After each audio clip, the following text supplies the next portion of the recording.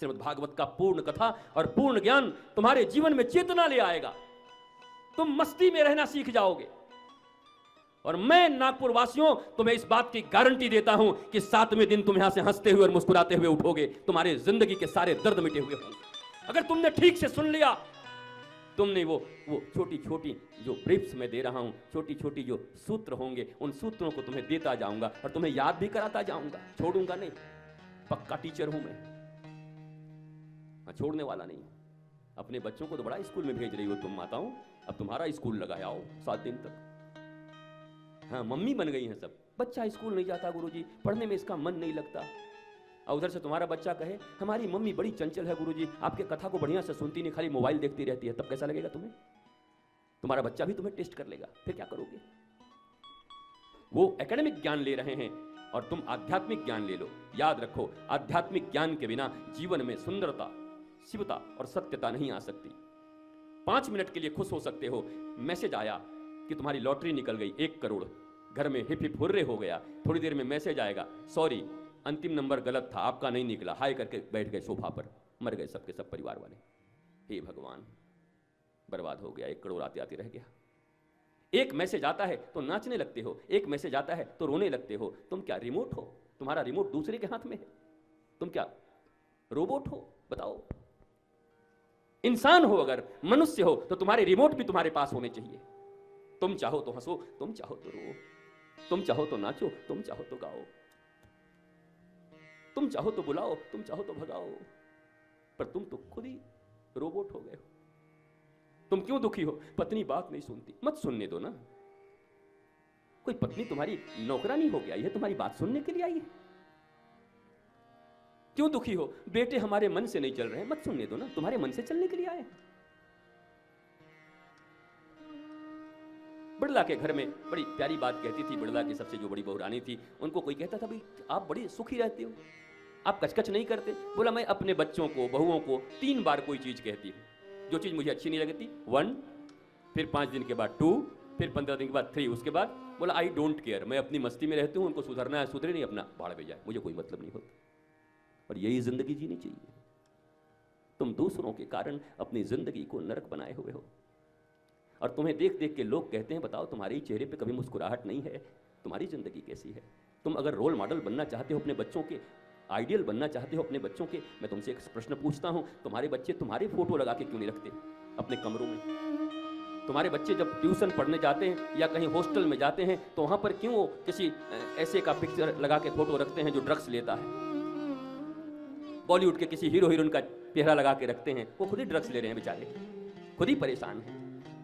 उनके पास ग्लैमरस है, ग्लैमर है, पैसे हैं, रुपए हैं, उसके बाद भी मर जा रहे हैं, उसके बाद भी सुसाइड कर ले रहे हैं।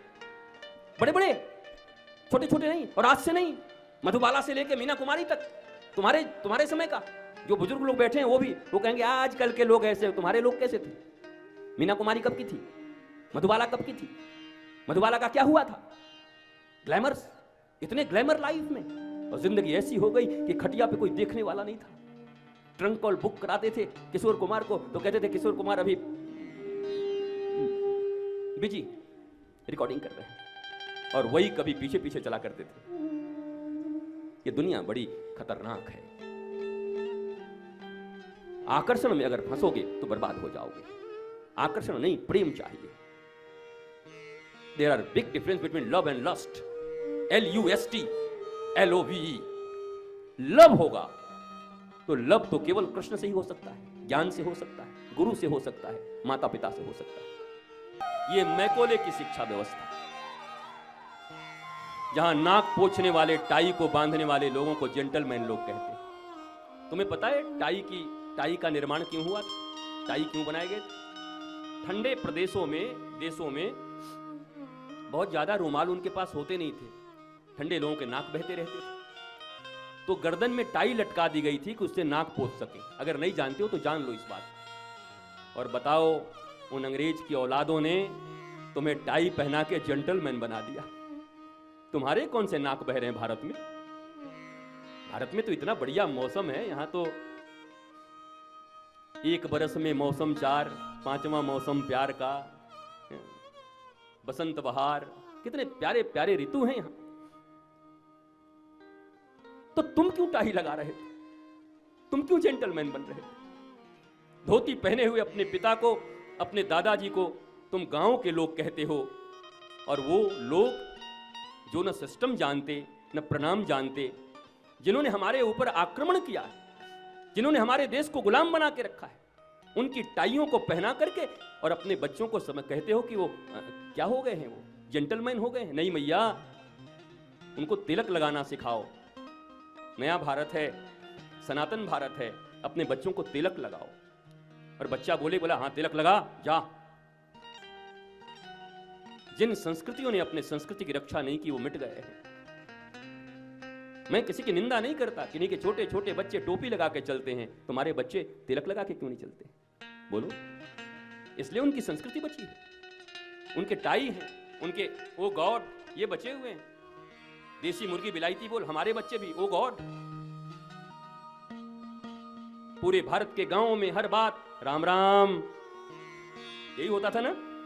राम राम, राम राम सा, राम राम काका काकी, राम राम,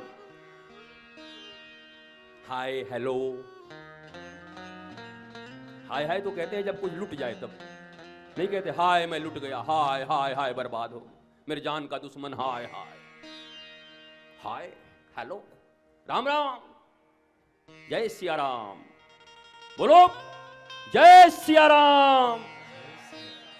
राम राम, राम राम नागपुर वालों, राम राम।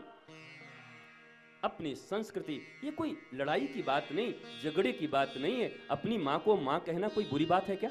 बताओ। अपनी माँ को कोई काकी कहे, अपनी माँ को कोई आंटी कह दे तो माँ चिढ़ जाएगी, पागल हो गया क्या, आंटी बोल रहा? तो अपनी संस्कृति को अगर तुम अपनाते हो तो इसमें कट्टरता कहां है?